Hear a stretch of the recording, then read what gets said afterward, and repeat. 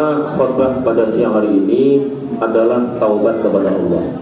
Taubat itu tidak harus setelah pensiun, tidak harus tua.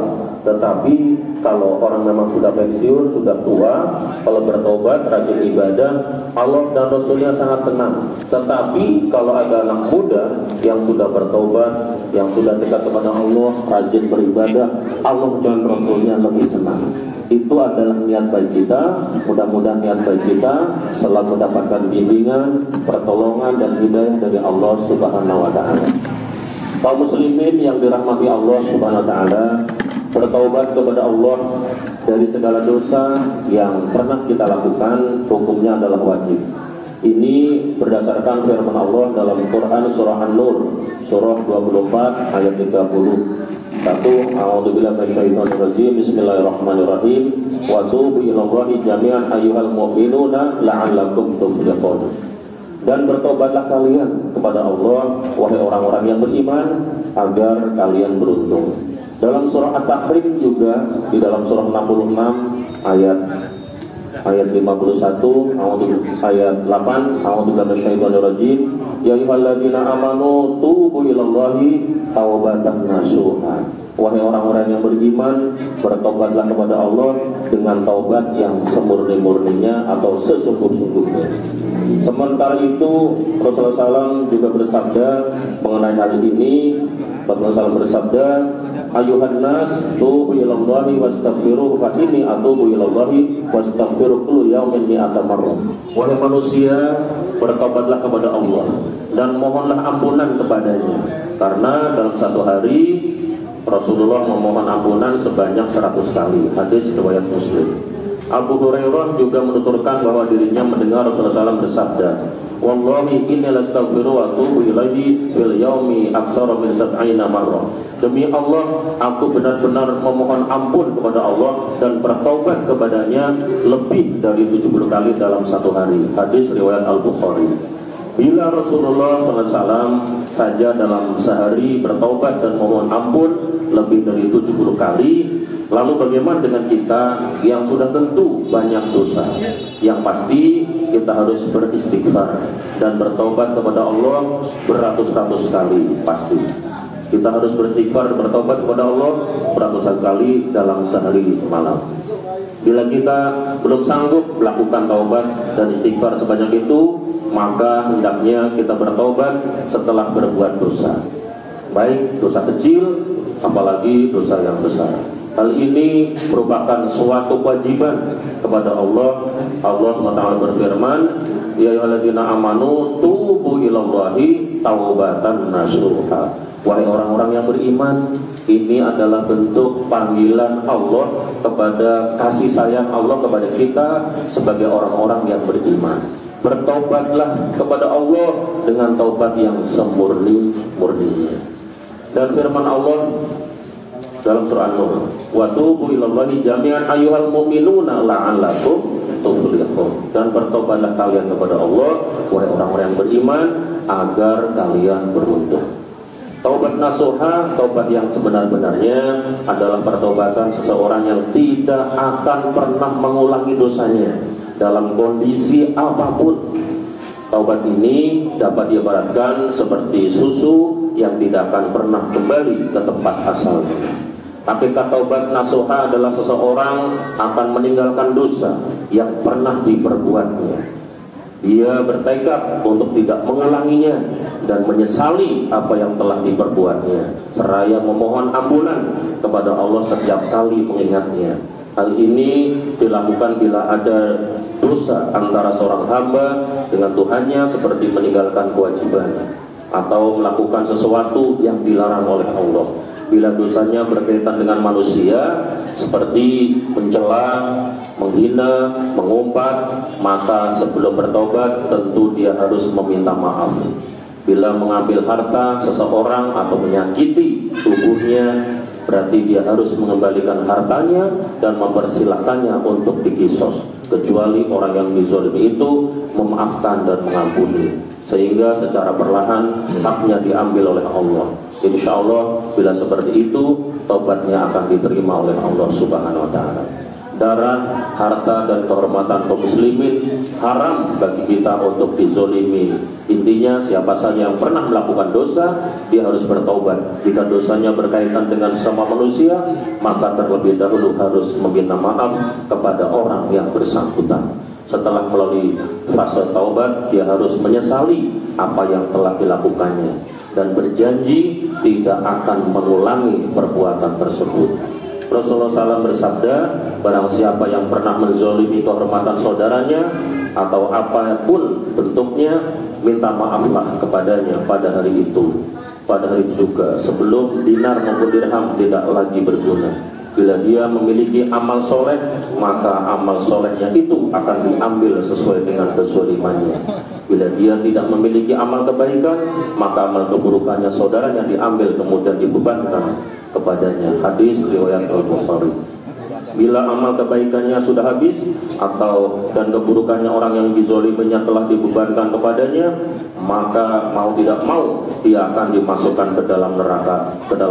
Sebagaimana disebutkan dalam hadis riwayat Muslim.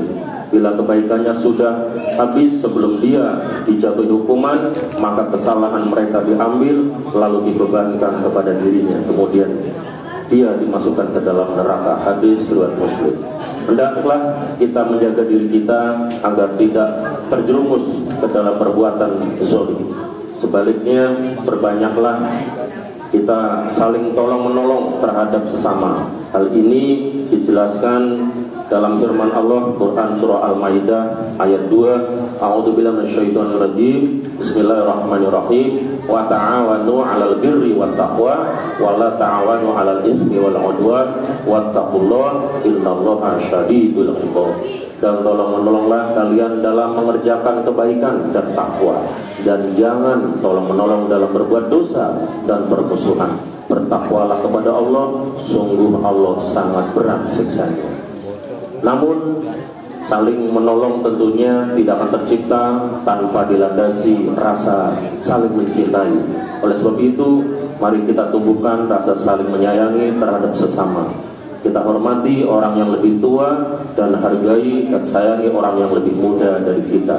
Sebab pada hakikatnya tidak ada seorang pun yang sudi dilecehkan orang lain, tidak ada seorang pun yang mau hartanya dirampas, tidak ada orang yang mempersilahkan dirinya dicederai oleh orang lain.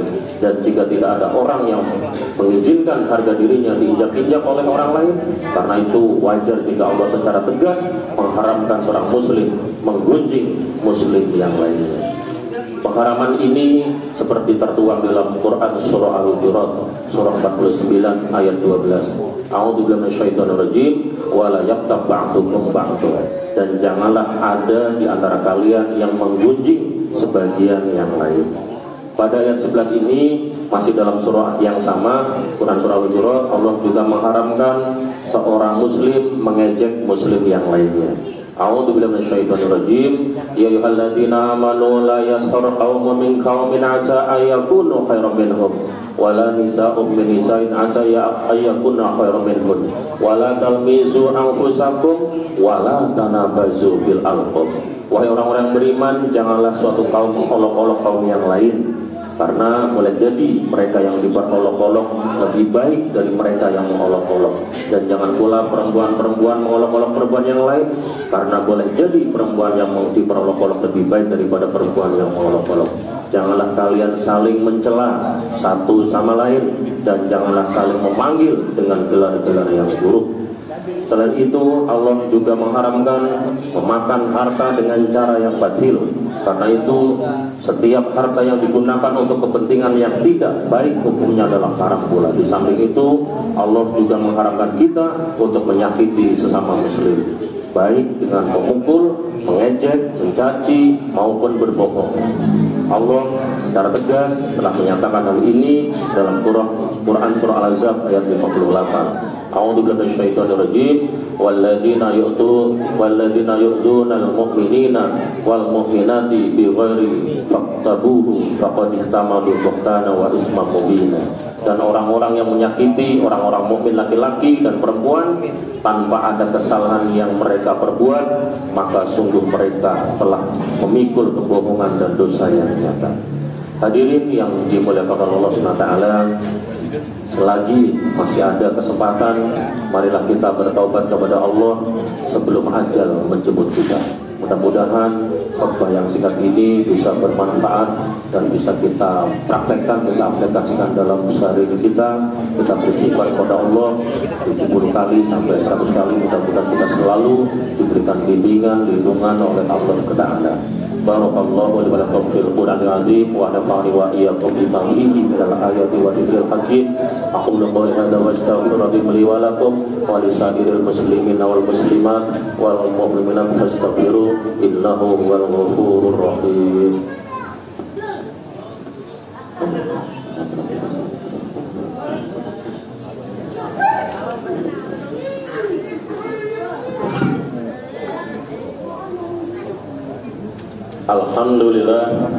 Alhamdulillahilladzi khalaqal insan wa 'allamahul bayan.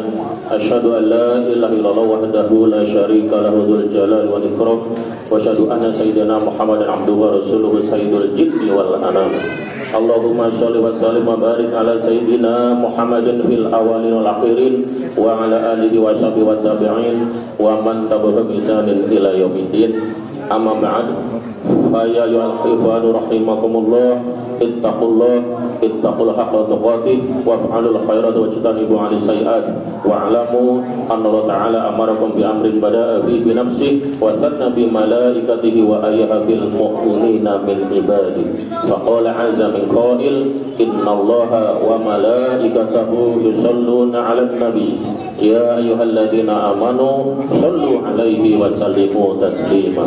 Allahumma sholli ala Muhammad, Allahumma sholli ala malaikatikal muqarrabin wa anbiya'ikal mursalin wa ahli ta'atika ajma'in waj'alna ma'hum bi rahmatika ya arhamar rahimin. Allahumma ighfir lil mu'minina wal mu'minat wal muslimina wal muslimat al ahya'i minhum wal amwat innaka sami'un qaribun mujibud da'wat wa qadiyal hajat wa ghafiru dhunubi wal khati'ati innaka ala kulli syai'in qadir.